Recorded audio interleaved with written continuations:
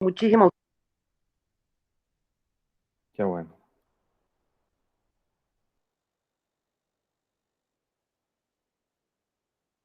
Les entregaron un artículo ayer, sí, ¿verdad?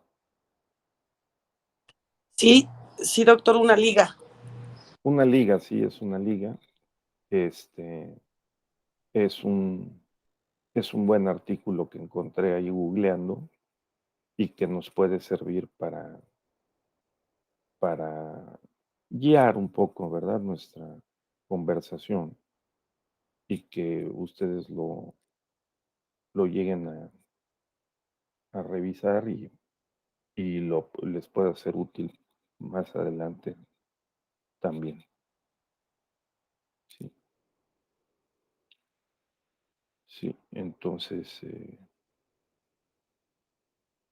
bien, pues entonces vamos a comenzar. Miren, yo creo que es muy importante, compañeras, compañeros, que eh, tengamos presente eh, lo que yo les comentaba en una sesión previa, ¿no?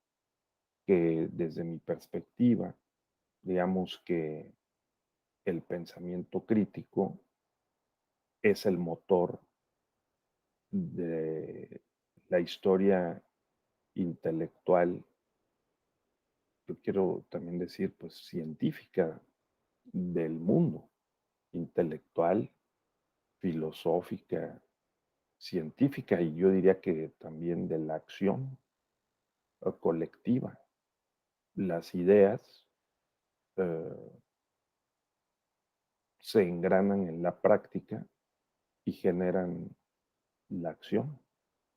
Una acción sin pensamiento que lo guíe, pues sería bastante, eh, vamos a decir, impulsiva, puede ser exitosa, pero probablemente muy desordenada, ¿no? Y sin rumbo. El rumbo de la acción lo fija la política, y la política es la acción colectiva, y la acción colectiva bien orientada está fundada en el pensamiento crítico. Entonces yo les decía, por lo menos esa es mi interpretación, puede haber desde luego otras muy respetables que, digamos, el pensamiento crítico primero tiene que ser un pensamiento como debe ser el pensamiento lógico, ordenado, tener claro cuáles son los objetos sobre los que ejercemos nuestro, nuestra capacidad racional y emotiva también, ¿no? Nuestra fe y nuestro pensamiento, nuestra razón, es decir, nuestra emoción, nuestra intención, y luego orientar hacia allá la acción. Este módulo y el de mañana, vamos a estar juntos hoy y mañana, y también el viernes o el jueves, eh, pues tiene que ver precisamente con la acción, porque estos pensadores y abogados norteamericanos, tanto John Dewey como Jerome Frank, eh, están registrados en la corriente pragmatista del pensamiento filosófico.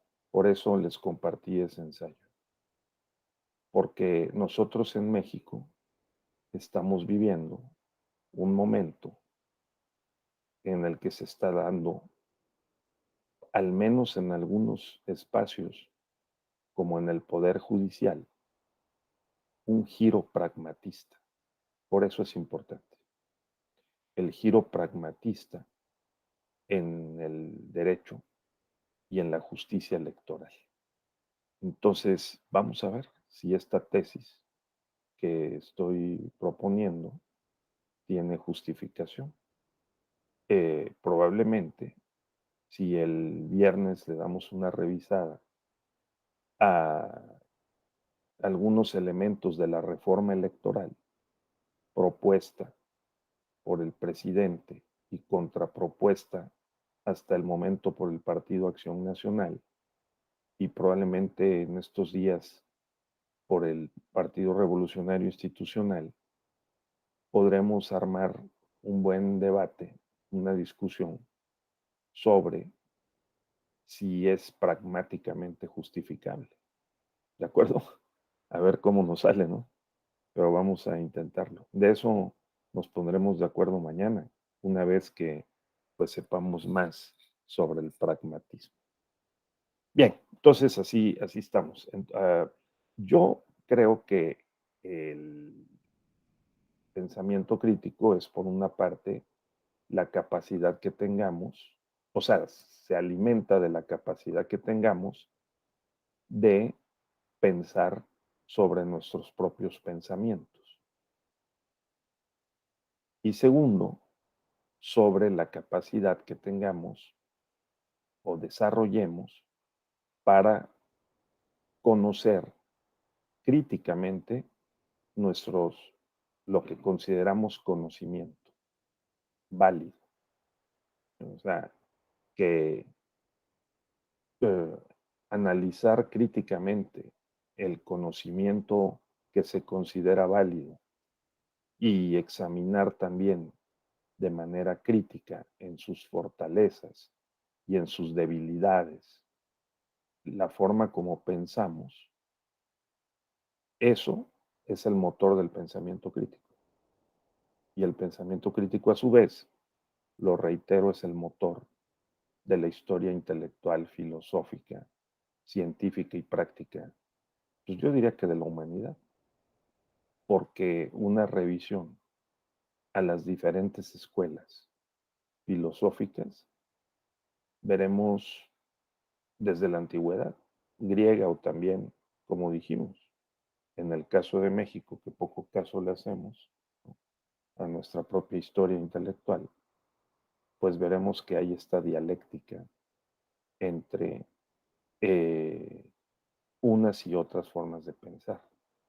La dialéctica en el sentido de que hay quien plantea una posición, luego quien la rebate o la controvierte, y luego puntos de contacto entre unas y otras que forman una síntesis y que a su vez vuelven a formar otra posición, aproximadamente así. Entonces, eso, si nos detenemos en medio de la vorágine contemporánea de la información y de los hechos que ocurren incesantemente, y nos ponemos a pensar en eso, la forma como esas cosas ocurren y cómo las racionalizamos, entonces es muy probable que podamos aumentar nuestra conciencia sobre las cosas que pasan, por qué pasan, para qué pasan, cómo podemos incidir en esas cosas. Y ese sería para mí, digamos, el sentido profundo de este diplomado, ¿no? Es decir, el despertar y desarrollar no solo capacidades para poder pensar más críticamente, o sea, en términos de problemas y soluciones, en términos de fortalezas y debilidades y respuestas para reducir las debilidades y aumentar las fortalezas, sino también en términos de la sensibilidad y la conciencia de lo que estamos haciendo. Ese es el punto. Entonces, dicho esto, voy a ir a nuestro famosísimo cuadro, ¿no?, que también les compartí. Espero que se los hayan pasado, ¿no?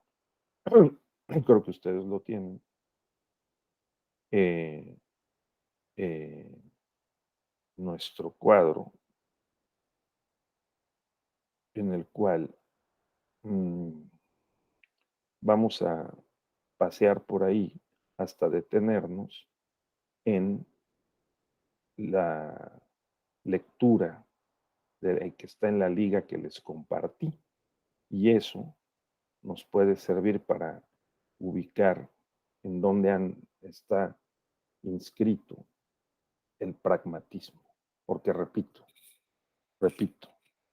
tanto John Dewey, cómo piensan los abogados, como Jerome Frank, derecho e incertidumbre, que son el módulo de hoy y de mañana, hacen referencia o tienen en el fondo, están definidos por el pragmatismo norteamericano. Entonces, vamos a ver, nosotros hemos dicho que yo les recomendé este libro, el de Gilbert Hortoy. Este libro de historia de la filosofía del Renacimiento a la posmodernidad es una joya, porque pues hay muchos libros, enciclopedias, eh, historias ilustradas de la filosofía y en particular de la filosofía del conocimiento, o si ustedes quieren, historia del pensamiento filosófico. Y allí se va a encontrar normalmente lo que este cuadro contiene o esta relatoría contiene, que hay una serie de escuelas filosóficas desde la antigüedad hasta nuestros días y que van teniendo más o menos influencia en el mundo académico y en la vida pública, dependiendo de que las personas que son educadas, ¿verdad?, en estos modelos de pensamiento filosófico, también se encargan de divulgar las tesis de ese pensamiento filosófico y de multiplicar y extender en la sociedad esa, sus contenidos, sus premisas. También porque en ocasiones logran eh, insertar en la política educativa, en los planes y programas de estudio, esos modelos eh, teóricos o modelos por formas de pensar, y entonces se va formando un paradigma. El modelo teórico da lugar a un paradigma. El paradigma es mucho más amplio, profundo y complejo que un modelo teórico, ¿verdad? Entonces, el pragmatismo no solo ha sido un modelo teórico, es un paradigma, porque se ha engranado en la sociedad estadounidense y en el mundo anglosajón, fundamentalmente, o sea, en Inglaterra, o sea, el Reino Unido, incluido Escocia, Irlanda, ¿no?, Australia, también en Alemania y por supuesto en América Latina, el pragmatismo en alguna medida ha- se ha manifestado, pero en el mundo anglosajón se ha incorporado a las instituciones y al derecho. Entonces lo ha vuelto mucho más flexible, más racional, en algún sentido, en el mejor de los sentidos, para no equivocarnos, digamos, más instrumentalista, más, no quiero decir utilitarista, pero sí más apegado a la realidad, la forma como operan las instituciones, las personas, las sociedades. Entonces, bueno, eh, si volvemos a nuestro cuadro, ahí veremos que tenemos el mundo antiguo, una primera oposición, yo les decía, los naturalistas contra los mitológicos, o sea, que la sociedad griega pasó de creer en mitos y explicarse la realidad con mitos, en el sentido de que los dioses, como Zeus, por ejemplo, Atenea, Afrodita, es decir, ¿no?, Poseidón, es decir, ¿no?, bajaban a la tierra. Algunos dicen que eran alienígenas ancestrales, ¿no? Bajaban a la tierra y convivían con los seres humanos y eh, sufrían sus penas y también gozaban sus alegrías. Formaban parte del drama humano, los dioses griegos de la época de la filosofía mitológica, ¿no? Homero, pues nos dejó o nos legó a la posteridad esa forma literaria tan extraordinaria de representar los dramas y las pasiones humanas y políticas, ¿no?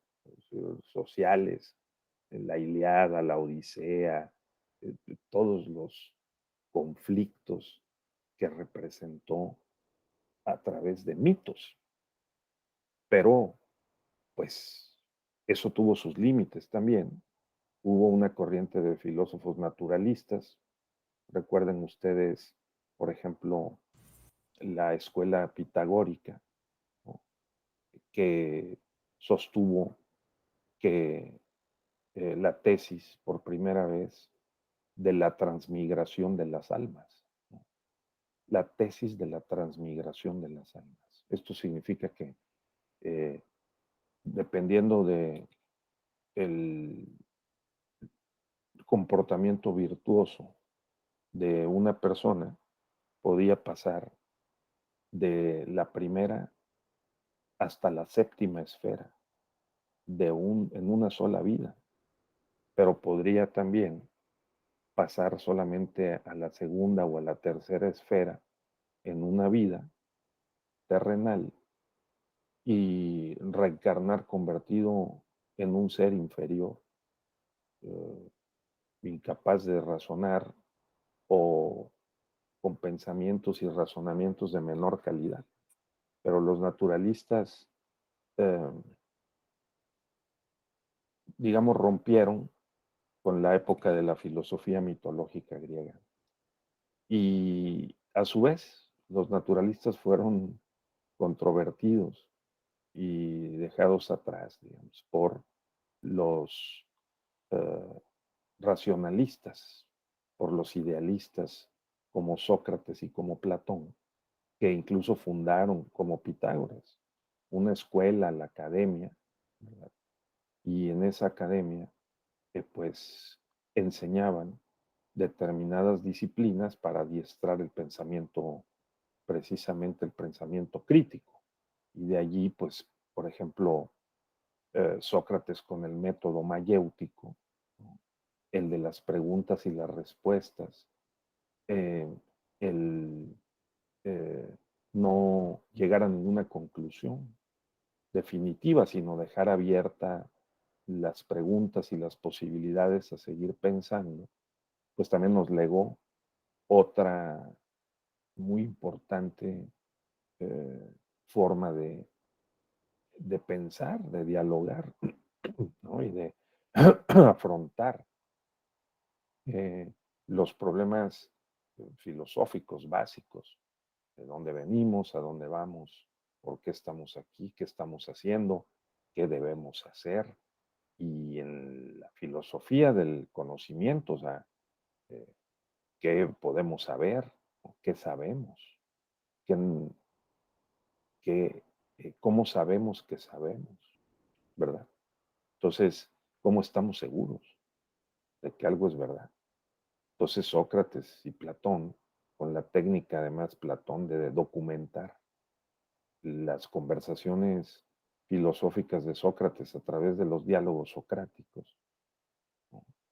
Hayan sido reales o inventados o una mezcla de las dos técnicas, ¿no? Pues nos legó una obra muy importante, que es una fuente de conocimiento, sabiduría, inspiración.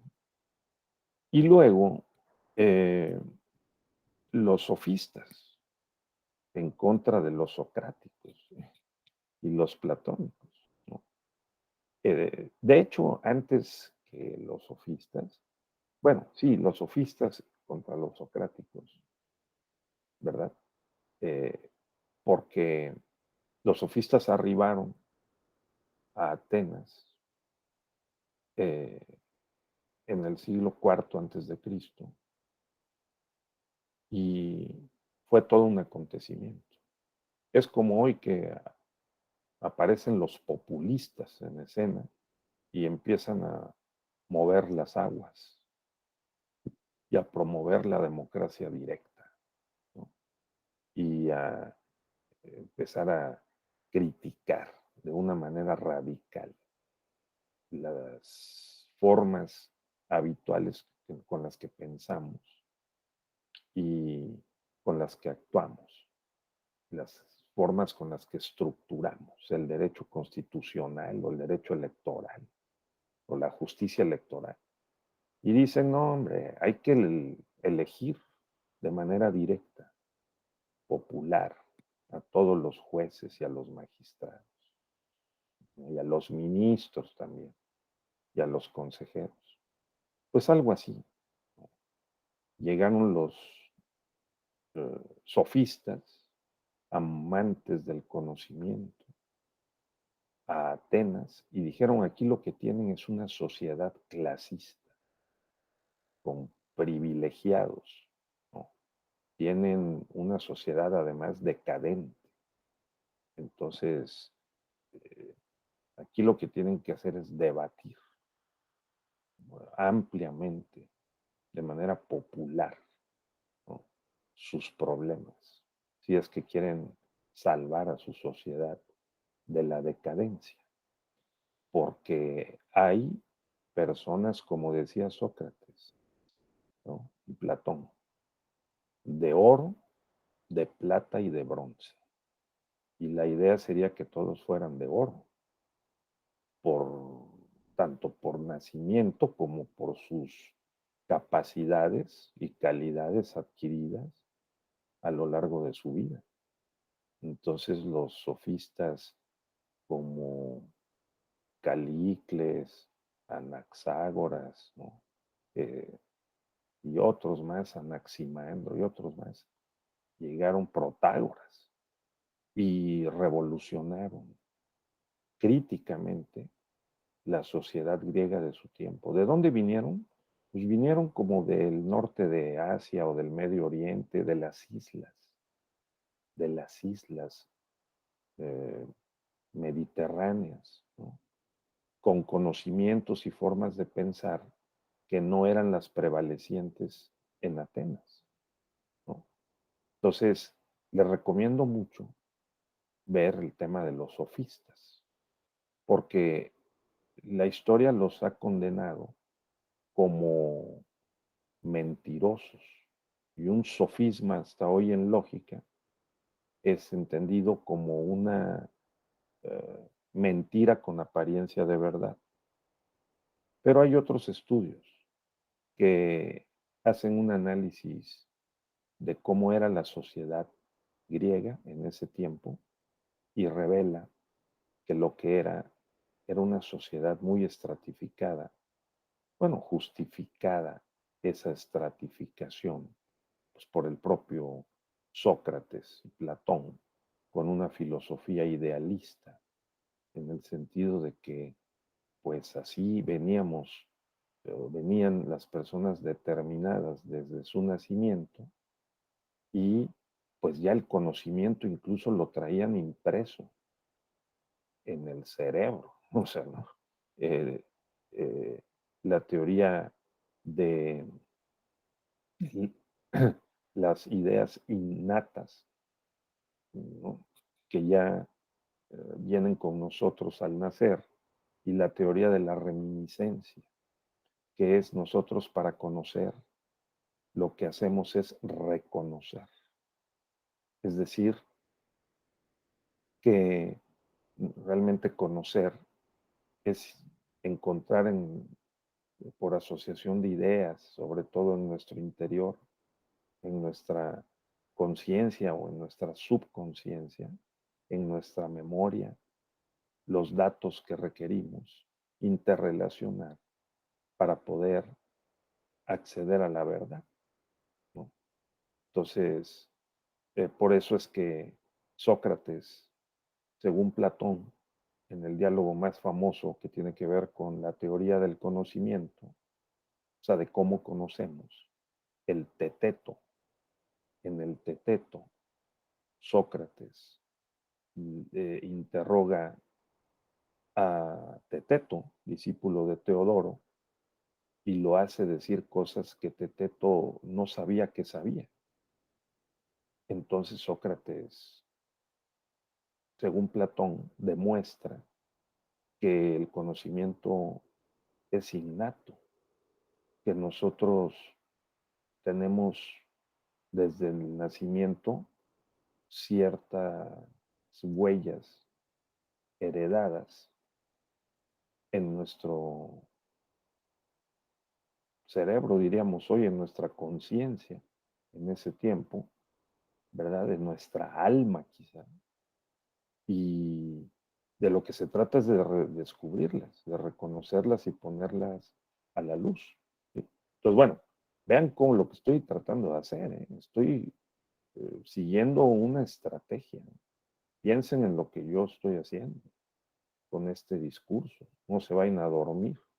O sea, piensen en que estoy eh, tratando de ser coherente, ¿sí? Que es una forma de la verdad. Pues si los convenzo, pues ya la hice, ¿no? Entonces, espero que no solo la haga yo, sino todos. Pero parece que hay elementos para demostrar que así funciona la historia intelectual. Una dinámica de contrarios, ¿no? Unas que proponen y otros que controvierten y se forman nuevas tesis que son luego también controvertidas. Entonces, pues los sofistas criticaron duramente la sociedad griega de su tiempo por su estructura, su estratificación, la desigualdad de ese tiempo. Ahora, los sofistas también tenían una característica. Los sofistas cobraban por sus conferencias, eran también bastante prácticos. Y los sofistas, eh, pues, eh, hacían cosas que en ese momento, en ese tiempo, no se usaba hacer, como estar debatiendo, discutiendo en las plazas públicas, a juntar no en una escuela o en la academia, que era más elitista, sino en la calle, a grupos de alumnos, eh, provocar el pensamiento crítico, ¿verdad? Por eso también eran acusados de demagogos, de retóricos y de que eran expertos en el manejo del lenguaje y la argumentación para convencer, persuadir, sin necesariamente tener razón en términos aristotélicos. Aristóteles también se opuso a Platón, a su maestro, ¿no? Entonces, otra forma del pensamiento crítico que solo puede ser ejercido bajo los influjos de un razonable escepticismo. Si dudamos, entonces, y no lo damos por cierto, entonces, de manera automática, entonces podemos hacer una revisión de las fortalezas y las debilidades de un discurso, de un pensamiento o de una acción. Y eso es lo que hizo Aristóteles. O sea, Aristóteles negó, fíjense ustedes qué importante, Aristóteles negó la teoría de la reminiscencia y de las ideas innatas. Y dijo, no, no, no, lo que tenemos son realidades, están los hechos. Y se lanzó al mundo de su tiempo caminando, pues no como le iba a hacer, ¿no? Quizá este, a caballo en algunos casos, a conocer otras ciudades y a describir lo que llamó las constituciones de su tiempo. Es un documento legado a la posteridad, muy mutilado, no completo. La Constitución de Atenas es un estudio de derecho comparado, donde Aristóteles describió básicamente lo que entonces se llamaban las magistraturas, o sea, las forma como estaba organizado eh, el gobierno o los gobiernos de su tiempo, ¿sí? Entonces eso, tenerlo presente. Y luego la decadencia, la decadencia. Existe esta tesis eh, que también puede ser suscrita o respaldada con argumentos y evidencias, de que la historia de las sociedades y de las civilizaciones pasa por su nacimiento, evolución, cúspide y decadencia. Y en el caso griego, pues su nacimiento, evolución, le siguió su decadencia. De 7 siglos antes de Cristo, pues la época mitológica, la época naturalista, la época racionalista, idealista, la época, digamos, realista, ¿no? Ahí se van sucediendo lo que acabo de decir, estas filosofías o escuelas de pensamiento, y luego la decadencia. Pues Roma también se fundó ahí muy cerquita, ¿no? Siglos antes de Cristo, y poco a poco Roma se fue extendiendo hasta que en el año 1150 después de Cristo, Roma había alcanzado una máxima extensión en ese mundillo conocido que hoy es una microparte de todo el planeta, según lo sabemos, ¿no? Y que es básicamente el Mediterráneo, pues los Pirineos, hasta la India, el norte de África, la península ibérica, ¿no? Se extendió Roma de una manera importante eh, y se consideraba que era, bueno, hasta los bordes de Inglaterra, ¿verdad? La muralla de Adriano. Entonces, pues era un gran imperio para su tiempo, pues nada que ver con la extensión que ha alcanzado la Unión Soviética, ¿no? O incluso Rusia probablemente. Pero pues sí era un imperio muy extenso para su tiempo y con las tecnologías de su tiempo. Y Roma pues absorbió a Grecia y Grecia absorbió a Roma también. El imperio llamado grecorromano fue un imperio decadente, pero en la decadencia también surgen valores filosóficos y artísticos muy importantes. Y aparecieron los escépticos y los cínicos para negar lo que habían hecho Aristóteles, Sócrates, Platón, ¿no? Hasta los sofistas, los escépticos como Diógenes o los cínicos como Calícles, ¿no? Que realmente no les importa. Es como hoy alguna versión de los posmodernos que niegan cualquier posibilidad del conocimiento. Y no podemos conocer nada. Lo único que podemos y lo que debemos hacer como una obligación, porque encontremos este punto de, digamos, de encuentro, hallemos este punto entre las emociones y, y el pensamiento, es dedicarnos a gozar el instante, ¿no? Que además se evapora de una manera sorprendente.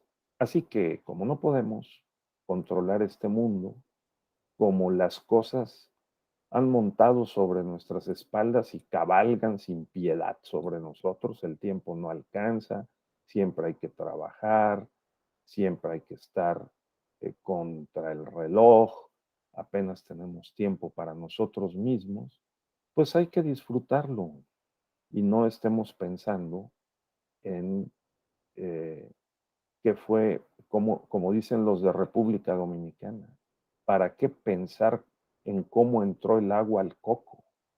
¿No? Sí, es una buena expresión. ¿Cómo entró el agua al coco? A ver si alguien tiene la respuesta. Sino que simplemente bebamos el agua del coco y listo. Entonces, cuando las culturas se degradan, ya no se reflexiona sobre cómo entró el agua al coco. Vamos, ¿no? Como decimos aquí, que fue primero el huevo o la gallina, ¿no?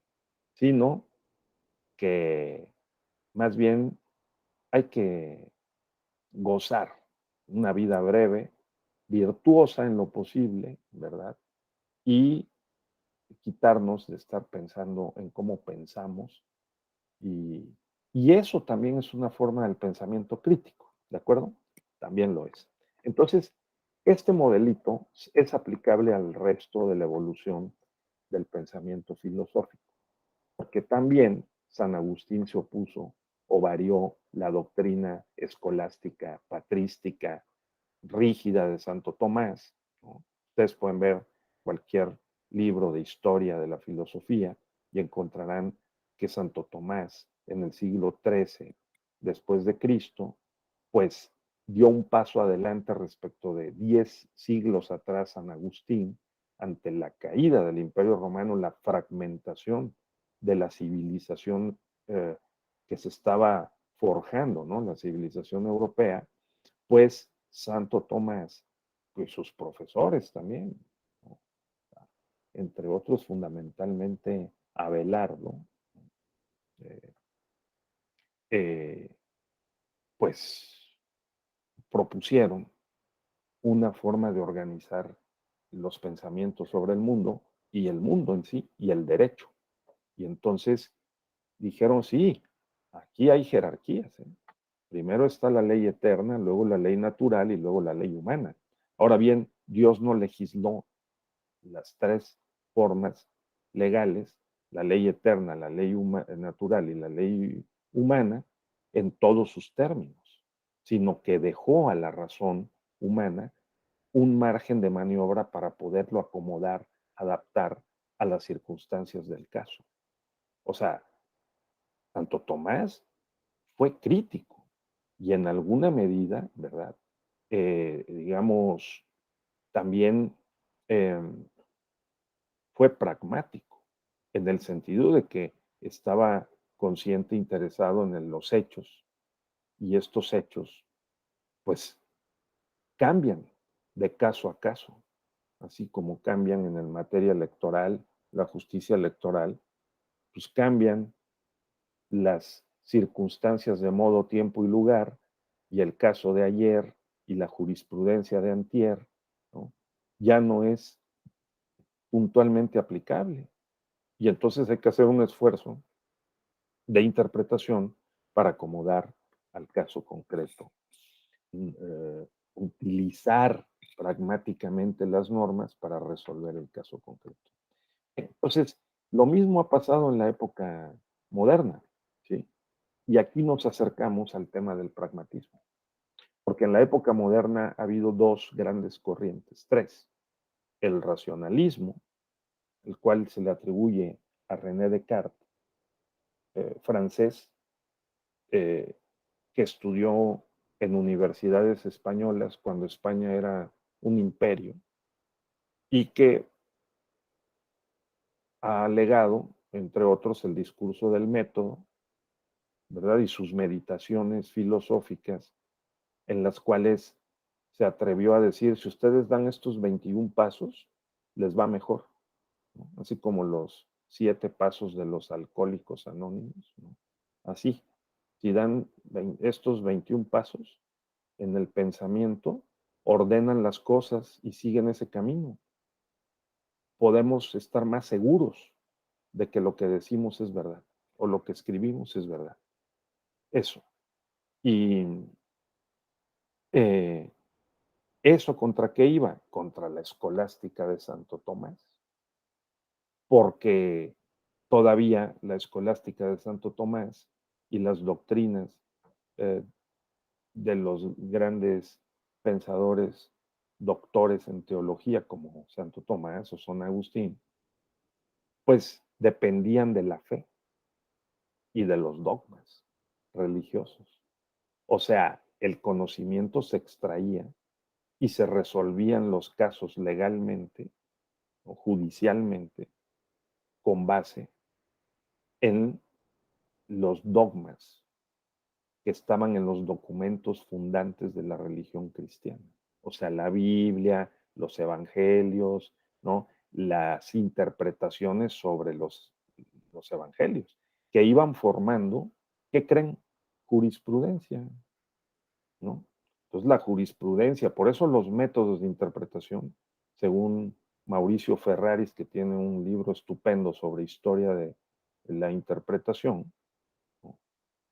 Pues se generó dentro de los cenáculos y de los monasterios y de las escuelas eh, eclesiásticas en la Edad Media. Se hicieron expertos en métodos y técnicas de interpretación, pues de los documentos fundantes y de las interpretaciones y doctrinas sobre los documentos fundantes del cristianismo. Entonces, ¿contra qué reaccionó el pensamiento crítico de René Descartes en ese contexto? Pues contra eso. Y lo tenían que hacer con mucho cuidado, ¿eh? También eh, los empiristas del mundo anglosajón reaccionaron en contra de René Descartes. Entonces, empiristas contra racionalistas, ¿sí? Porque los empiristas sostuvieron, a diferencia de los racionalistas, pues que el conocimiento no se daba solo por asociación de ideas y que no solo se trataba de, digamos, deducir de unos principios generales los eh, principios más concretos o particulares para aplicarlos a los hechos, sino que funcionaba al revés. De los hechos particulares van detectando sus características, se van haciendo abstracciones, generalizaciones, clasificaciones, y mentalmente así vamos formando los pensamientos y las tesis que tratamos de aplicar luego a otros objetos no conocidos o menos conocidos, pero que se parecen a aquellos de donde proceden esos pensamientos originales. Entonces los empiristas, pues, sostuvieron, Francis Bacon, John Locke, los ingleses, ¿verdad? Que el conocimiento procede de la experiencia. No hay conocimiento sin práctica, sin experiencia. Y nos vamos acercando al pragmatismo, ¿no? Porque no es la misma la forma como eh, Montesquieu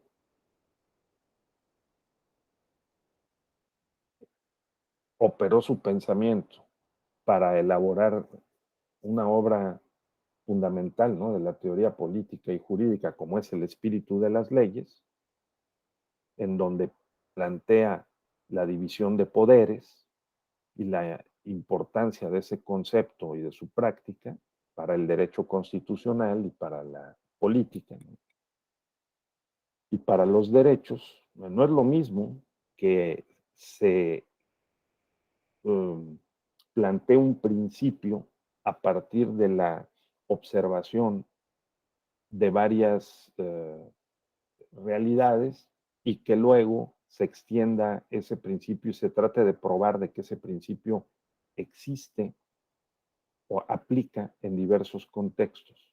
No es lo mismo a experimentarlo. No es lo mismo a que uno lo piense en su escritorio y por asociación de ideas digas, hay un principio de universalidad del voto, hay un principio de paridad y vamos a aplicárselo a todos los cargos y a todas los tipos de elección, a que digan, oye, un momento, vamos a experimentar y a documentar la experiencia de la sucesión de actos y hechos que ocurren si se da elecciones paritarias en donde todas las mujeres voten y todas las mujeres, igual que los hombres, tengan derecho de acceder a espacios de representación. Porque si nos movemos a una comunidad indígena en donde no observan el principio de universalidad del voto y las mujeres no votan, entonces vamos a encontrar limitaciones a la aplicación de ese principio general. Entonces, ¿el principio general en qué se basa? Y se basa en la razón, se basa en consideraciones valorativas, o el principio se extrae de la experiencia y de los intereses en juego. Los pragmatistas consideran esto último. Los principios se extraen de los intereses en juego, no de unas ideas ni eternas, ni naturales, ni racionales, ni abstractas, sino de la realidad más pura y dura. Y esa es, digamos, una síntesis que hizo por un lado Emmanuel Kant. Dijo, bueno, ni unos ni otros. Nosotros hacemos 4 tipos de juicios mentales. Hacemos juicios a priori, juicios a posteriori, hacemos juicios analíticos a priori, analíticos a posteriori, sintéticos a priori, sintéticos a posteriori. Y los más cercanos a, si no la perfección, a la aproximación, a que pudieran tener mayor justificación, son los juicios analíticos a posteriori. ¿Qué son los juicios analíticos a posteriori? Sino el que tengamos experiencia, registremos sensible e intelectualmente esas experiencias y luego las documentemos mediante el lenguaje, la comunicación, pasando por supuesto por la lógica. Y claro, Kant dijo sí, y por ciertos valores que están introyectados en el sujeto, de los cuales le es muy difícil desprenderse, pero tiene que hacer un esfuerzo lo más grande posible para ser lo más objetivo posible, ¿no? Sabiendo que le afecta la cuna donde nació, sus padres, sus abuelos, ¿no? La casa donde vivió, la escuela en la que estudió, ¿no? Los amigos que tuvo, en qué trabajó, qué estudió, qué accidentes tuvo en la vida. Todas esas, ¿no? Las ideas a las que estuvo expuesto, ¿no? Posibles eh, traumas en la vida, accidentes que pudieron haber pasado. Todo eso determina la estructura de un sujeto, de una persona. Y los juicios analíticos a posteriori que nosotros formamos con la manera como pensamos, pueden estar sesgados, tanto por esas emociones propiamente de la vida interior de un sujeto o de una persona, ¿sí? Que va evolucionando de feto a bebé, ¿no? A niño, adolescente, adulto, anciano, como por las experiencias que tengan los diversos contextos. Si hay personas que pudieran tener rasgos europeos, ¿no? Pero que pudieron haber crecido en una comunidad indígena, y se creen justificadamente indígenas y defienden los valores de los pueblos, comunidades indígenas. Tal vez recuerden ustedes la película de Danza con Lobos, por ejemplo, de cómo se va transmutando un sujeto de no indígena en indígena, ¿no? Entonces, eh, pues eso en este tiempo, siglos XVIII y XIX, lo empezaron a advertir porque los científicos comenzaron a observar y a darle seguimiento a la evolución de las especies, ¿no? Y Gregorio Mendel, ¿no?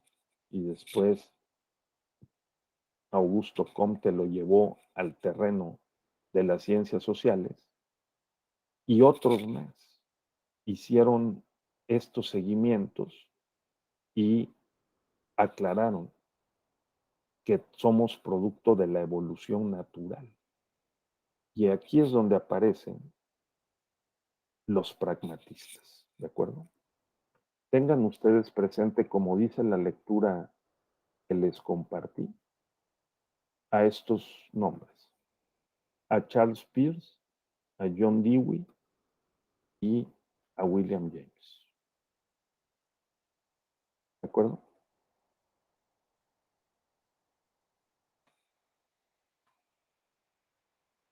Estos tres, compañeras, compañeros, son los pragmatistas norteamericanos. En cualquier libro de historia de la filosofía van a encontrar a Peirce, Dewey y James.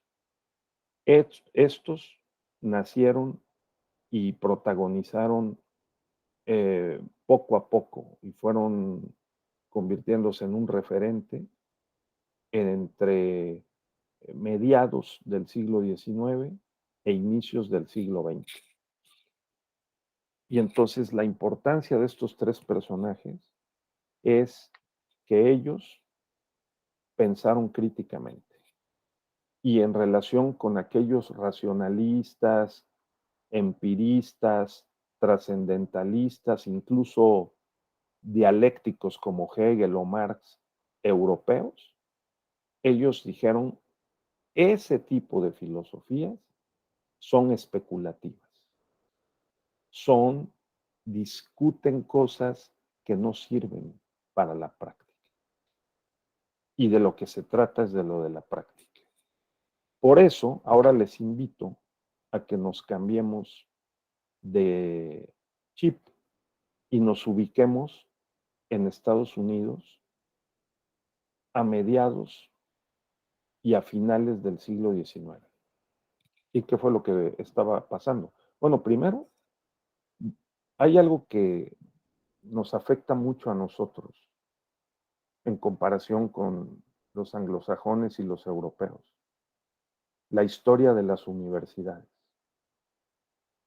En Europa, incluso en Escocia, por ejemplo, que es un país pequeño y que ha sido considerado como México frente a Estados Unidos, Escocia frente a propiamente Inglaterra, ¿no? Eh, la diferencia son las universidades. En estos países europeos, las universidades se fundaron desde los años 1400, 1500. Nuestra Universidad Nacional Autónoma de México se refundó en 1910, imagínense. Nada más el desfase. Y si nos remontamos hacia atrás, alguien puede decir, sí, pero la Real y después Pontificia Universidad de México se fundó en 1550, 1551. Y luego cambió a Real y Pontificia en 1570. Pues sí, pero la diferencia es qué se enseñaba en la Real y Pontificia Universidad de México y qué se enseñaba en las universidades escocesas de Glasgow, ¿no? O Aberdeen o qué se enseñaba en Inglaterra y después en Estados Unidos, cómo se enseñaba. Y esa es la diferencia, porque nosotros procedemos de una tradición escolástica, racionalista, muy preocupada por la moral cristiana, primero, laica después, nos cuesta mucho trabajo, pero digamos en principios. Nosotros fijamos principios, creencias que tienen una carga moral, ¿no? Y luego tratamos de aplicarlas. Por ejemplo, creemos en que las elecciones deban ser libres, auténticas y periódicas, ¿no? Con certeza, legalidad, independencia, imparcialidad, transparencia, máxima publicidad, objetividad y después imparcialidad de recursos públicos, ¿no? No propaganda personalizada, equidad en la contienda, y luego movemos todo un marco jurídico, una logística, un funcionariado, ¿no? Creamos el INE con 20,000 o 30,000 empleados, ¿no? Para tratar de hacerlo realidad. O sea, así pensamos. Y pues la otra forma en que se piensa es al revés. O sea, primero vamos a ver cuáles son los intereses en juego. De allí vamos extrayendo los principios y creemos en los principios, pero para la acción. O sea, un principio, una creencia es un motivo para la acción. Eso es. Y con ese concepto, pues los pragmatistas dicen, como dice en la lectura, ¿no? En la liga que les pasé, ¿qué es lo que los pragmatistas, y John Dewey en particular, sostienen, ¿verdad? Dice que la filosofía contemporánea, dice en el resumen esta lectura, tiene un fuerte ascendente pragmatista, que no siempre es reconocida. Al mismo tiempo, el ensayo trata de divulgar el pensamiento de este sociólogo, ¿sí? De este filósofo, de este sociólogo, filósofo. ¿Sí? Dice que en nuestro tiempo, en las últimas décadas, yo diría que en México a partir del Tratado de Libre Comercio 1992-94, también hemos tenido esta influencia norteamericana que nos está volviendo más norteamericanos, ¿no? Incluso en lo legal, en lo jurídico y por supuesto en lo jurisdiccional, ¿no?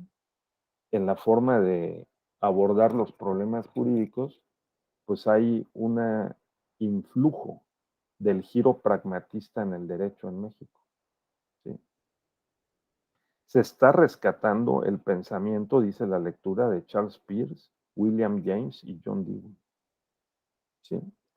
Que a mediados, imagínense, hace un 75 años, o sea, pues hace un siglo, ¿no?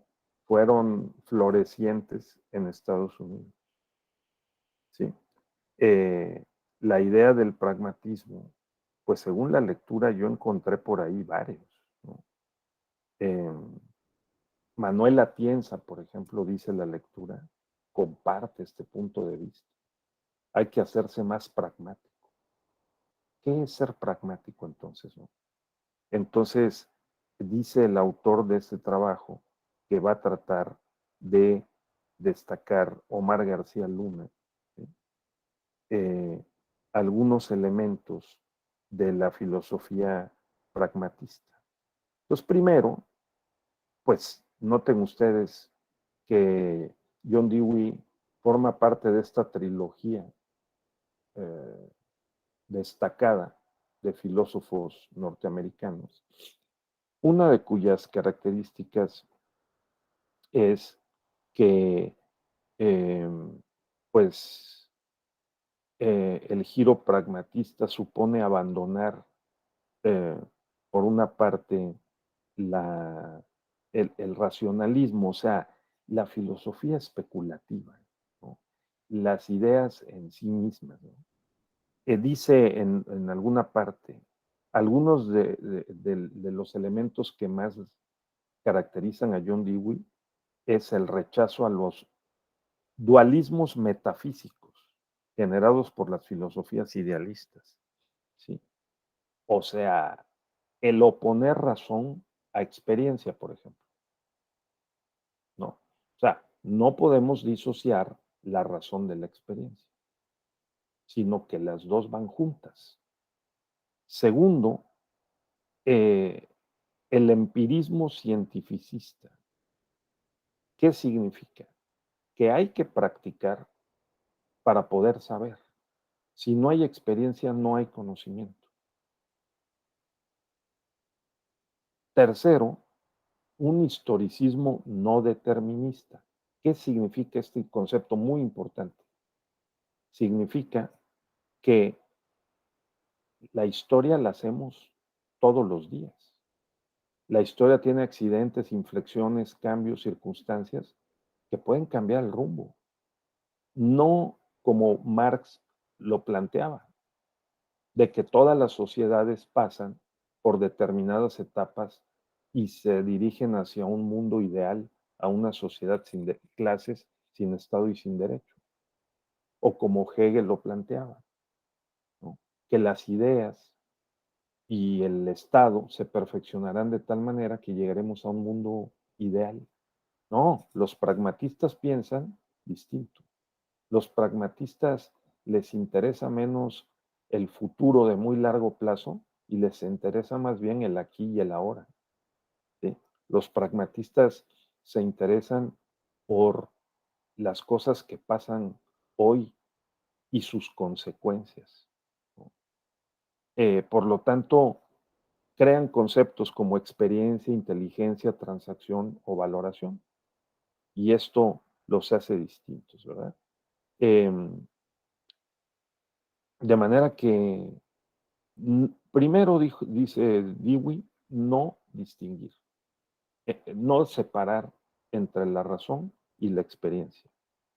Por eso también, dice la lectura, al pragmatismo se le llama naturalismo o instrumentalismo. Incluso Dewey prefería llamarle instrumentalismo que pragmatismo, ¿verdad? Asumir con seriedad el empirismo requiere de un método adecuado para poder captar la información que permita conocer el mundo. O sea, los pragmatistas hacen énfasis en el método, como una serie de procedimientos o un conjunto de procedimientos bien ordenados que permita documentar cómo llegamos a tomar una decisión. Piensen en el juez, ¿eh? Estamos en el ámbito del derecho electoral y de la justicia electoral, ¿no? ¿Cómo toma la decisión el juez? Si la toma con base en intuiciones, si la toma con base en corazonadas, porque le cae bien o le cae mal el PRI, el PAN o Mario Delgado, ¿no? O si lo toma con base, toma las decisiones con base en los elementos documentales que obran en el expediente, en la experiencia del juez, ¿no? En un análisis pulcro del marco jurídico, en una valoración adecuada y suficiente de las pruebas, ¿no? Y si es capaz de desprenderse de sus sesgos o sus prejuicios cognitivos o de sus intereses. Entonces, eso, ¿con qué método? ¿Verdad? El método de las ciencias, sostenía Dewey, es el mejor procedimiento del que dispone la humanidad para entender y manipular el mundo que lo rodea. Y no existe impedimento para que dicho método pueda utilizarse en todas las áreas del conocimiento. O sea que en el derecho hay que utilizar el método científico. En la valoración de las pruebas hay que utilizar un método. En el tratamiento de los agravios, en la fijación de la litis, en la parte considerativa de las sentencias, todas estas operaciones deben estar sujetas a un método. Entonces,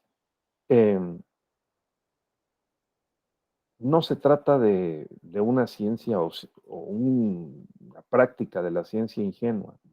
Este método debe ajustarse dependiendo de los problemas a los que se va haciendo frente, ¿no? Y por otra parte también considerar, compañeras, compañeros, Antonio, qué bueno que estás despierto, sí, que eh, los, que esto ocurre en el contexto. Esto es bien importante, porque esto choca con nuestra formación generalizada o predominante. La lectura dice que para los pragmatistas la historia es bien importante, pero no somos parte de una historia ya predeterminada que nos lleva hacia algún lugar, ahora sí que inexorablemente. Ni el paraíso de los cristianos, ni la sociedad sin clases de los marxistas. Este es un asunto muy, muy fuerte, porque el pragmatismo también tiene que ver bastante con el protestantismo, o sea, con el humanismo, ¿sí? Que es, eh, pero el humanismo calvinista, no cualquier humanismo, de Calvino, ¿sí?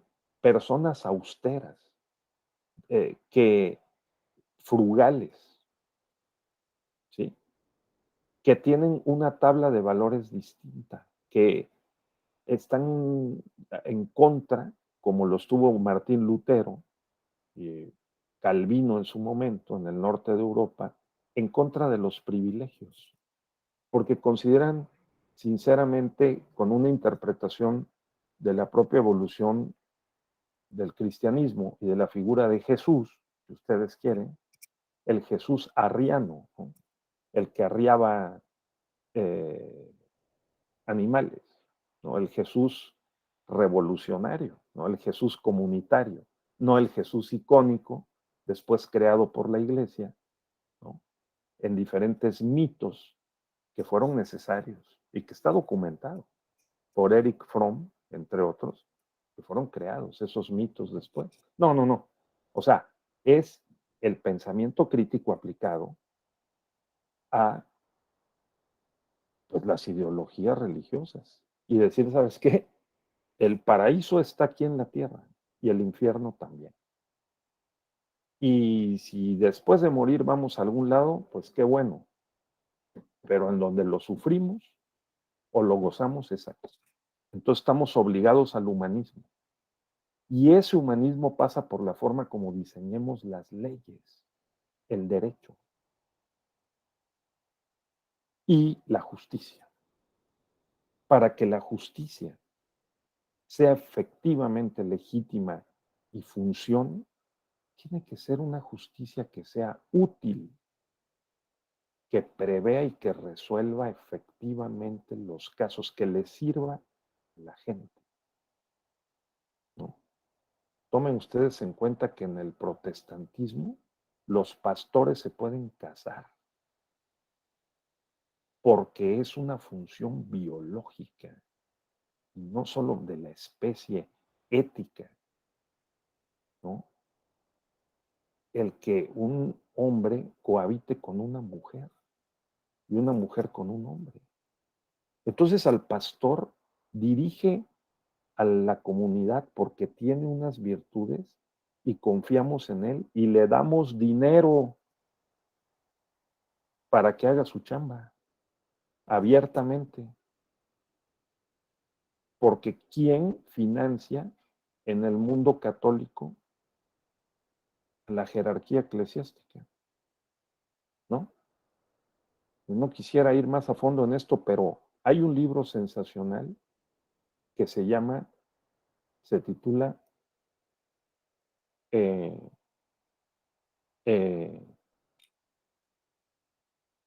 eh, la religión protestante y el espíritu del constitucionalismo. Norma, ¿sí?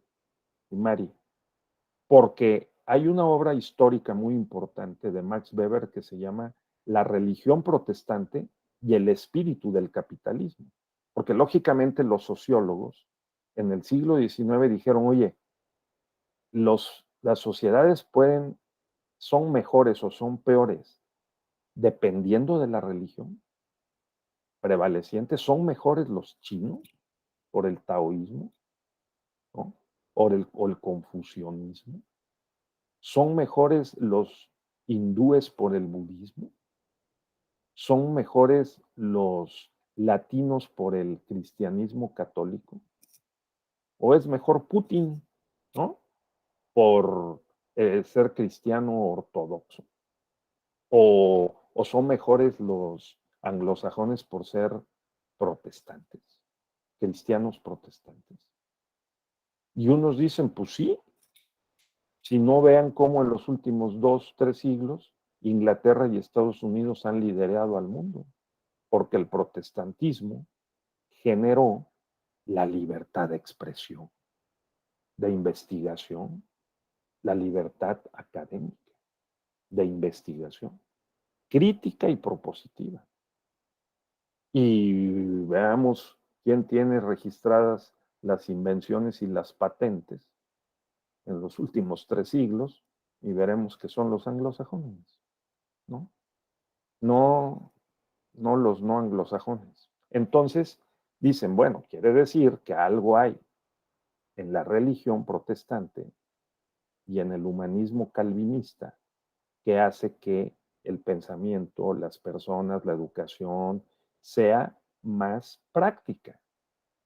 Entonces, firmamos el Tratado de Libre Comercio en 1992-94 y la premisa es más posible y viable que los mexicanos se parezcan a los estadounidenses que los estadounidenses a los mexicanos.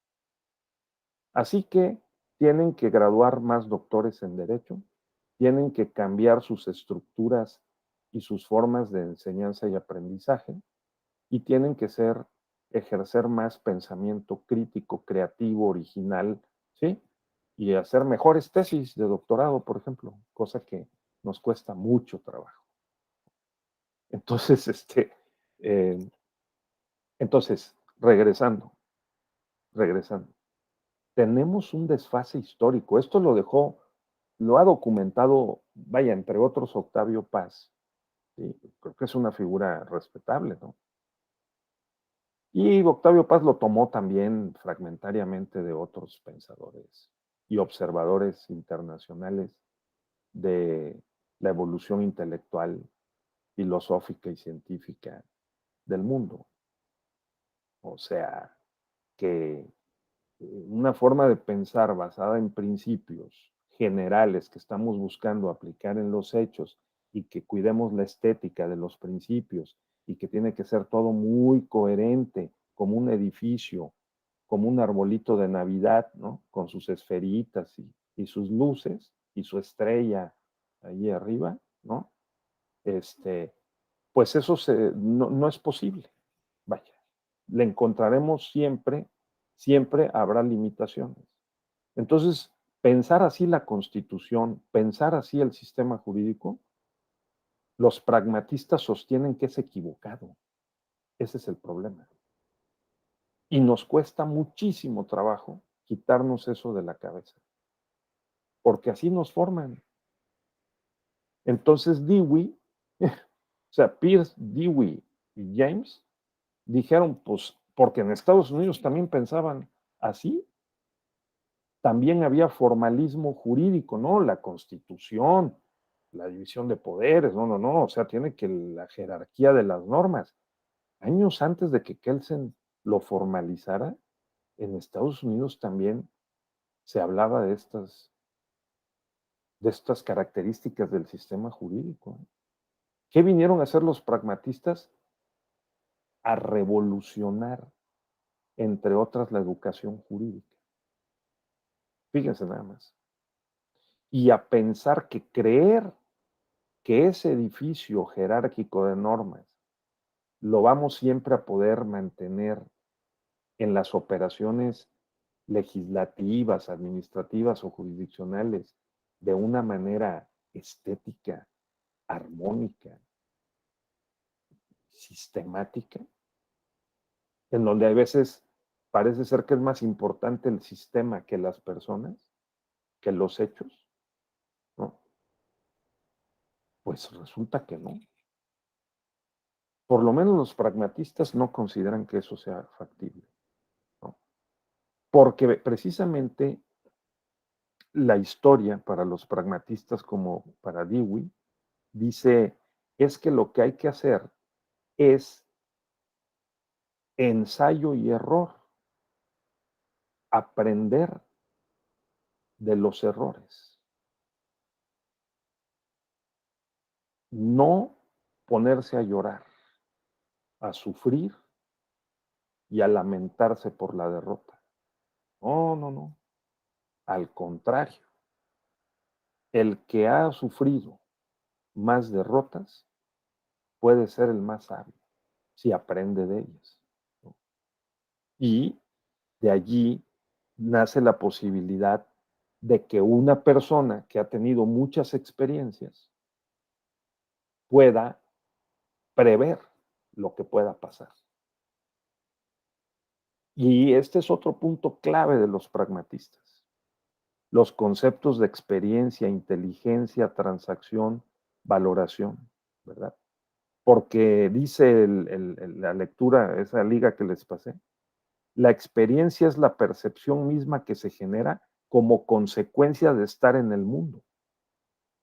De forma más específica, dice, es la forma a través de la cual nos hacemos con la información para poder existir, ni más ni menos. O sea, dependiendo de a lo que nos dediquemos, cómo nos dediquemos, qué es lo que hagamos, cómo transportemos la experiencia sensible a nuestra mente, nosotros vamos a ir engranando una personalidad. Y esa personalidad va a ir cambiando en el contexto si somos capaces de repente de vernos desde fuera de nosotros mismos y decir, mira nada más lo que he estado haciendo.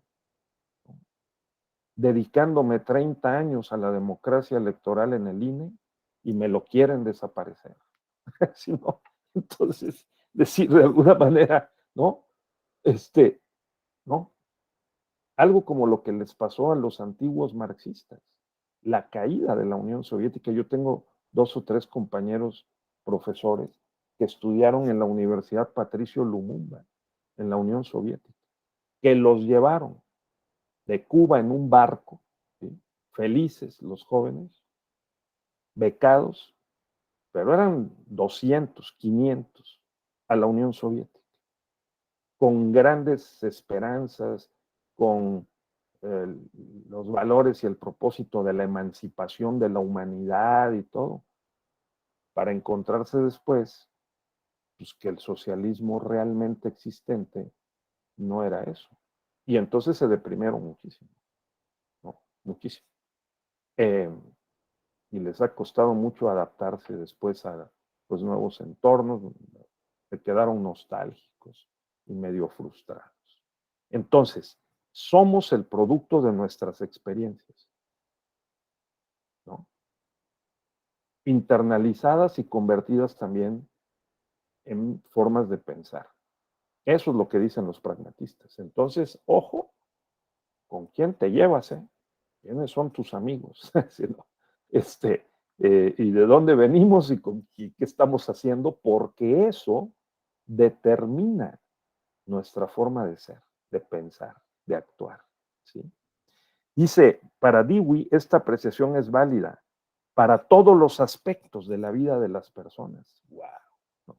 Aplica tanto para la vida cotidiana como para las investigaciones científicas más sofisticadas.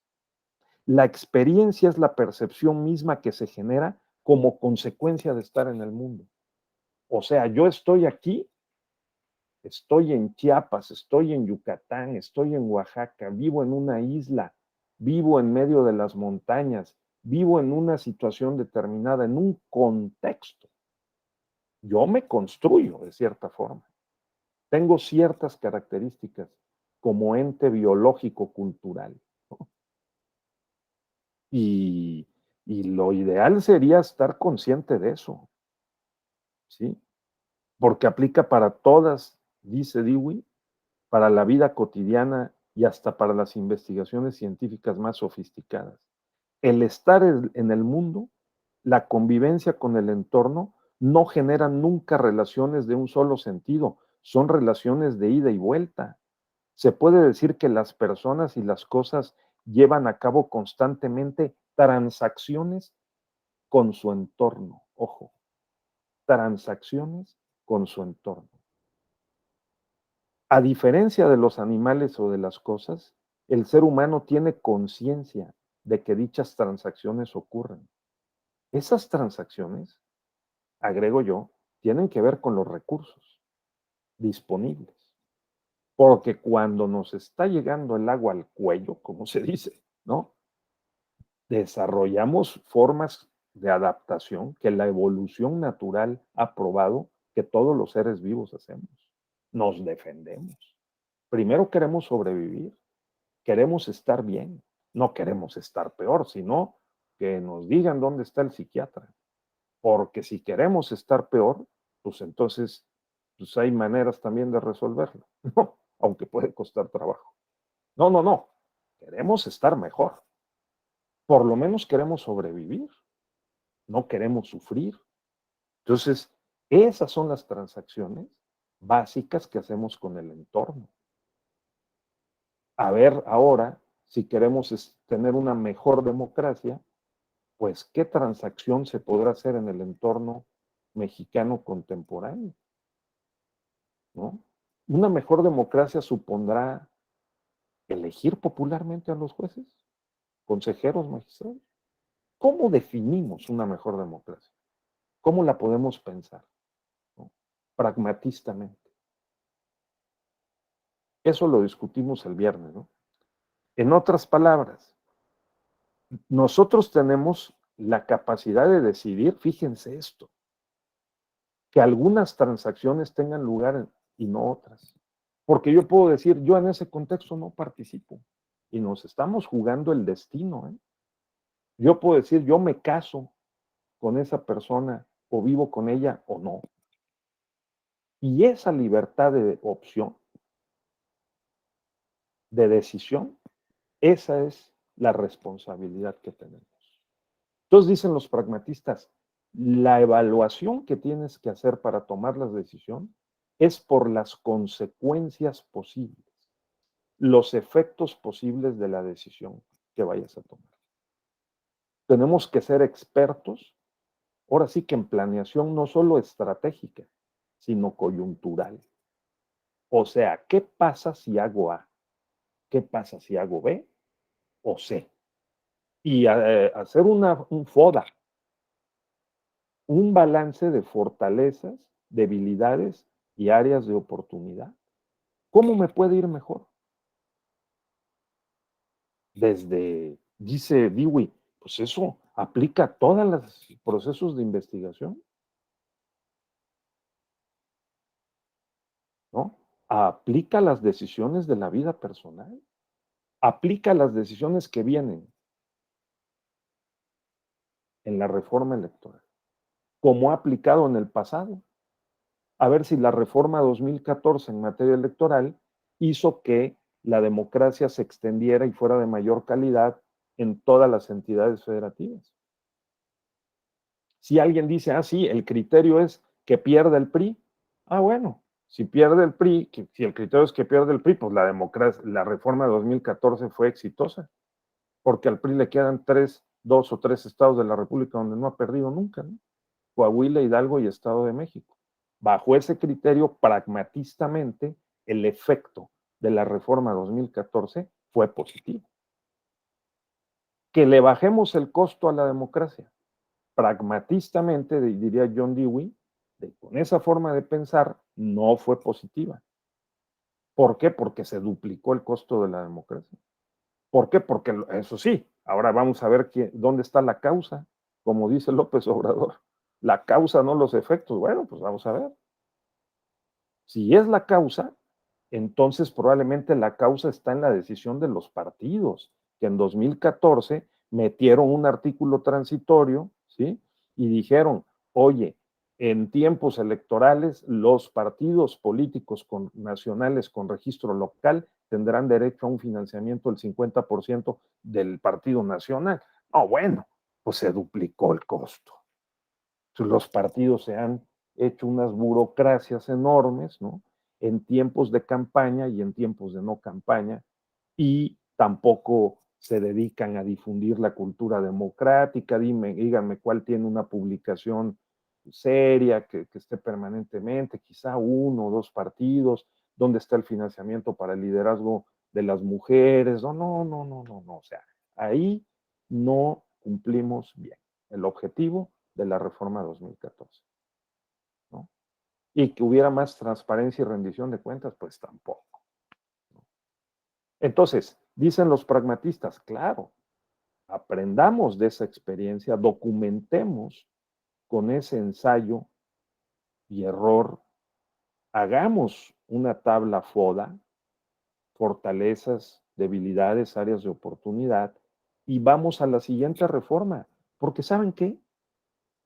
No hay reforma definitiva ni perfecta.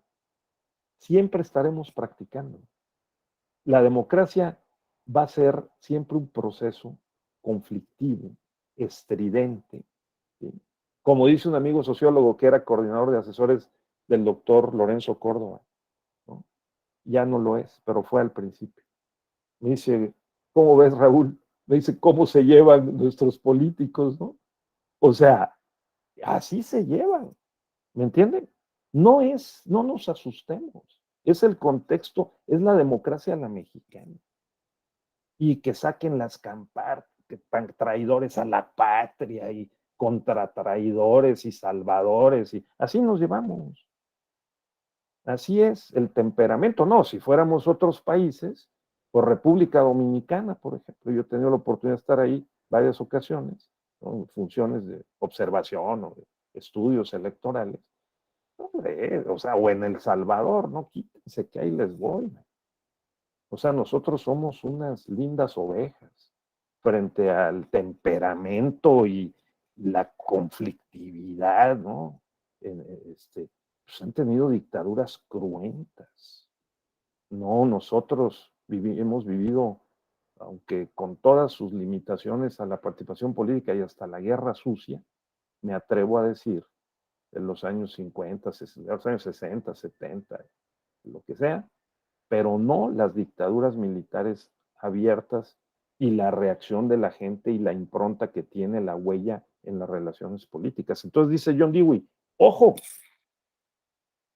porque ahí donde vives, el contexto, así verás el mundo. Tu percepción del mundo transportará la experiencia del contexto en el que tú actúas en el mundo. Y te vas a ir formando con esas percepciones, ¿no? Tal vez, por ejemplo, este planteamiento de que he escuchado ayer o hoy en la mañanera López Obrador, y ayer lo estaba diciendo Horacio Duarte, el director general de aduanas, que es uno de los artífices del proyecto de reforma electoral, que estaba diciendo, es que ya debemos dar el paso. Fíjense, esto es muy importante, ¿eh? A ver si creemos en eso. La legislación electoral y las instituciones electorales, 96-2018, están construidas sobre la premisa de la desconfianza. La credencial para votar tiene más de 20 medidas de seguridad, 40, no sé cuántas, ¿sí? Y entonces, ¿qué corresponde a la percepción predominante y a la realidad, además, por lo menos a la percepción, pero también a los hechos, ¿no? El que ya nos tenemos confianza. O sea, sí podemos suprimir la credencial del elector con todas sus medidas de seguridad y decir, Mari, Antonio, Norma, Yareli, Dulce y Raúl van a ir a votar, ¿sí? Con la credencial del INSEN. Bueno, yo, ustedes no, están más jóvenes, pero con la credencial del INSEN, ¿no? Vamos a ir a votar con el pasaporte. Puedes votar, hombre, llévate la credencial del tribunal, ¿no? ¿Sí? Ahí donde trabajas te dieron una credencial, pues con esa. Ah, que no tengo que llevar la credencial para votar con fotografía. No. Oye, pero no me tienen que ver que esté yo ahí en el padrón, en la foto y que verifiquen que soy yo. No. Ya nos tenemos confianza. ¿Sí? ¿Será que sí? Porque lo que plantea la reforma es de alguna manera que ya pasemos a otra etapa. Ya no basado en la desconfianza, sino que gradualmente vayamos, por lo menos gradualmente, aceptando o consolidando la percepción de que nos tenemos confianza. Por lo menos es lo que piensan algunos sectores, por lo visto, en el gobierno. Y yo creo que esa tesis se tiene que revisar de una manera pues, muy cuidadosa, ¿no? Bueno, yo nada más estoy entresacando, dice Yareli, no, que no hay confianza, los partidos y sus múltiples representaciones, ¿verdad? El día de la jornada, pues sí, por eso. Pero dice John Dewey pragmatistamente que la experiencia es, nosotros generamos percepciones sobre nuestras experiencias en los contextos en los que vivimos y hacemos una valoración y una elección racional, es lo que yo les decía, de los cursos de acción. Sigo A, sigo B o sigo C. ¿Qué decisión? La hiperconciencia es de lo más incómodo, doloroso, complejo, porque dices, bueno, alguien que no tenga hiperconciencia, ya no nomás conciencia, puede hacer lo que le da la gana. Pues dicen los pragmatistas, eso no lo diferencia mucho de los animales, ¿eh? No pensantes. Bueno, hasta unos que son muy inteligentes o consideramos muy inteligentes, como algunos perros muy inteligentes, ¿no? Con un grado de sensibilidad, pues ya saben qué hacer para que no los maten en la calle, no los atropellen. Bueno, entonces nosotros que tenemos esta divina, o sea, o sobresaliente, extraordinaria y singular capacidad de pensar, pues oigan, al mismo tiempo, pues qué doloroso que tengamos que decidir y responsabilizarnos por lo que decidimos y las consecuencias. Dicen los pragmatistas, las consecuencias. ¿Sí? Ese proceso de valoración supone una capacidad intelectual. Esa es la inteligencia. Es una capacidad evolutiva propia de los seres humanos que les permite obtener ventajas de forma consciente de las transacciones con su entorno. En la cultura anglosajona muy pragmática, los contratos de matrimonio son renovables cada 5 años. O sea, no, firmamos pero por 5 años. No, no, no, para toda la vida y pase lo que pase. No, no, no. Eso es contrario a la naturaleza práctica humana. No, por 5 años sí firmo, ¿eh? Y luego hacemos un FODA, es decir, fortalezas, debilidades y áreas de oportunidad. Pero pues las mujeres también están conscientes de que así es. Y así está en las leyes del Código Familiar o el Estatuto o los precedentes. Por eso es muy fácil decir, oye, ¿sabes qué? No funcionó. ¿Qué no funcionó? No, pues no funcionó. Nos casamos y no funcionó. Y ya. Hay fiesta de divorcio, ¿no? Y un día llegué ahí y me dijeron, güey, ¿qué hay aquí? No, estamos levantando aquí. ¿Por qué? Porque hubo una fiesta de divorcio. No, bueno. O sea, así de pragmático. ¿Me entienden? Entonces, ¿por qué nos hacemos bolas con la democracia electoral? Bueno, pues porque hay intereses en juego o porque hay valores y principios. Para pensarlo, ¿no? La inteligencia implica necesariamente la racionalidad, pero a diferencia de la noción ilustrada de razón, La inteligencia no es absoluta, ni tampoco infalible. Vean, es una sabiduría práctica, ¿no? ¿No? La inteligencia no es absoluta y tampoco infalible. Ensayo y error. No pensar que ya tenemos el edificio perfecto, el sistema jurídico, la constitución, la reforma constitucional de derechos humanos y justicia del año 2011 que nos cambió la vida y nos metió al cielo jurídico. No, no, no, o sea, no, no. Estamos practicando, estamos viendo a ver qué alcances y qué limitaciones, ¿no? Qué restricciones a los derechos, cómo resolvemos los problemas, ¿no? En el caso de los seres humanos, las transacciones en que se involucra tienden a modificar el medio en que se encuentra construyendo lo que conocemos como vida social. Allí desarrollamos la mayoría de las transacciones en la vida social. Por esta razón, la ética y la política tienen un lugar privilegiado en el sistema filosófico de John Dewey. Y como no podría ser de otra manera, todo ello tiene derivaciones relevantes para una teoría jurídica de corte pragmatista. Por eso los libros de John Dewey, ¿sí? Los tres más importantes, uno es Logic, Method and Law, My Philosophy of Law, y, o sea, teoría de la valoración, teoría de la vida moral, ¿sí? Y cómo pensamos, How we think, es cómo pensamos. Tendemos a pensar de manera formal, que sea correcta la forma. ¿Y sustancialmente qué? ¿Resolvemos los problemas o nomás los estamos posponiendo? ¿No? ¿Valoramos bien las tres posibilidades, el escenario 1, el 2, el 3 y los posibles efectos de una decisión o no? ¿Verdad?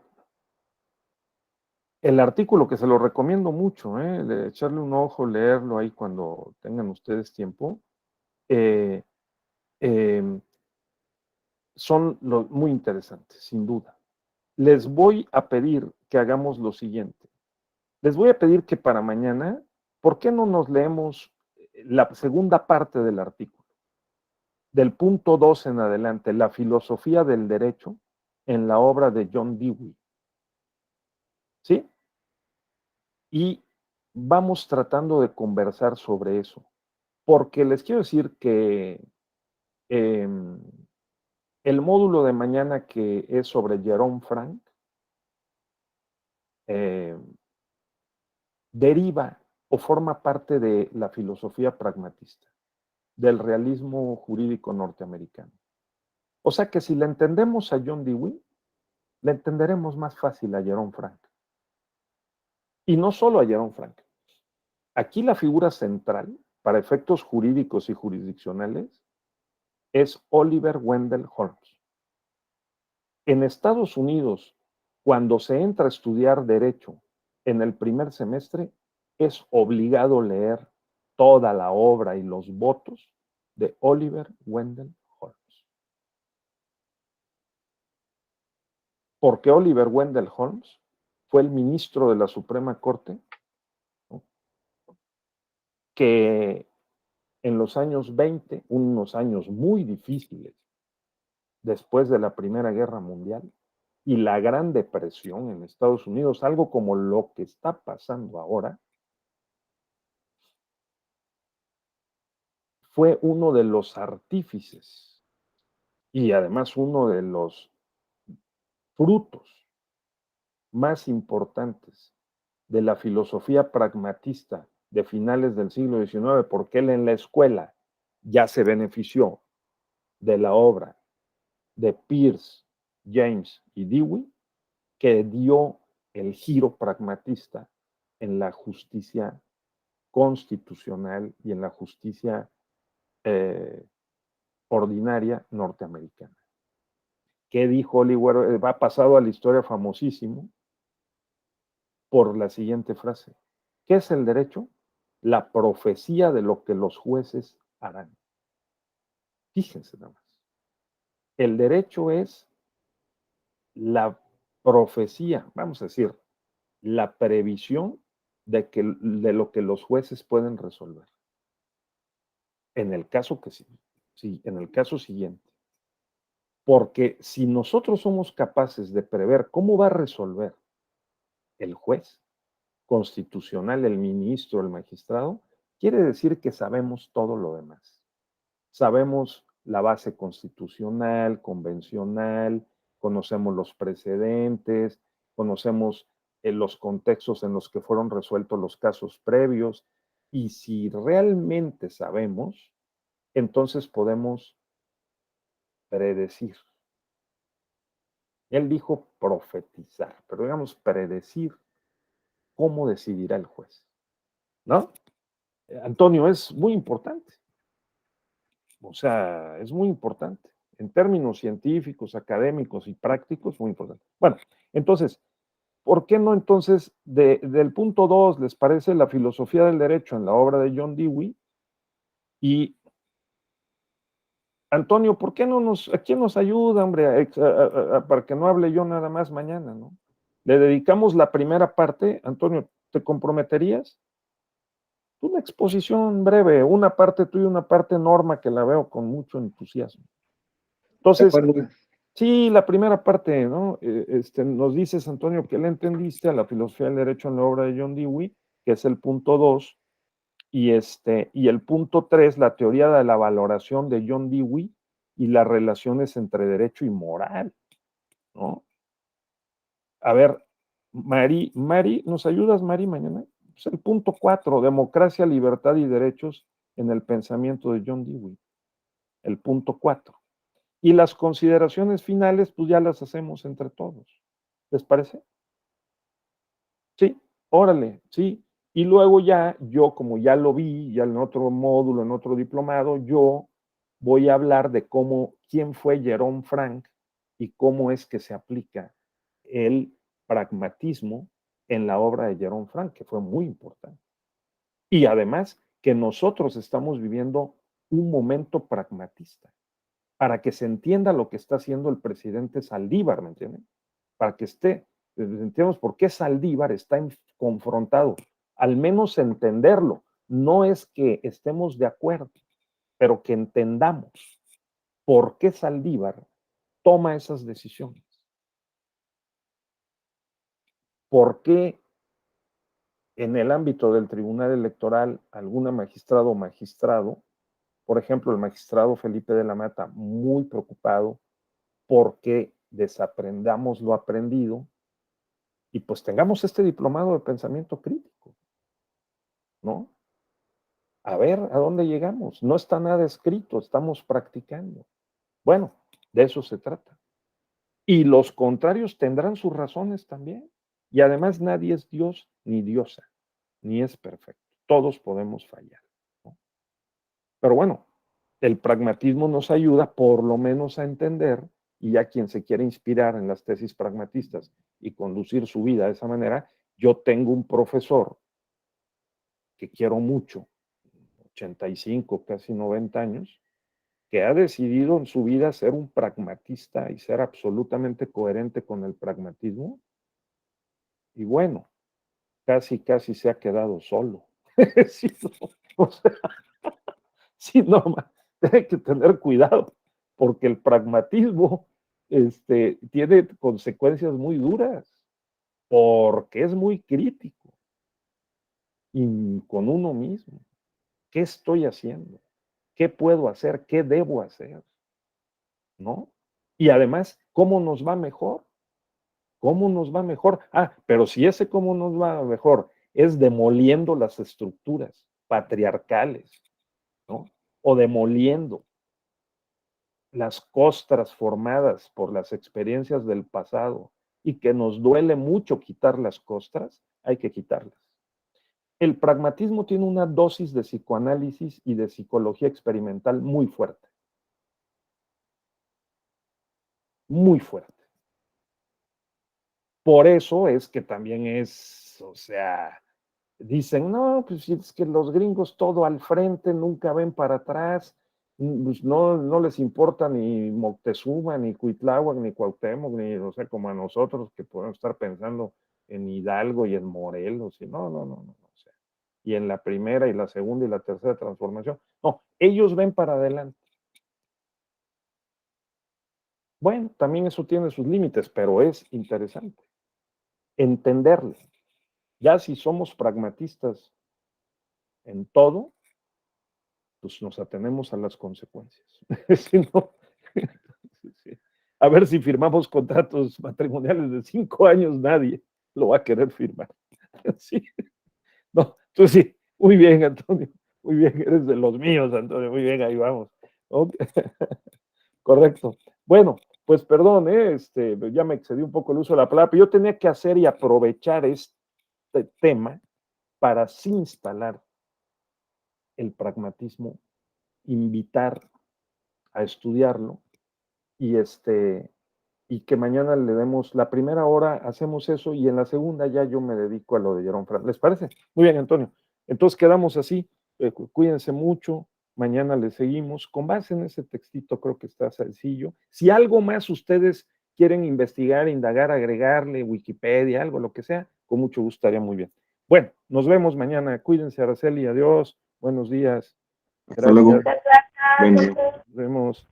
Adiós.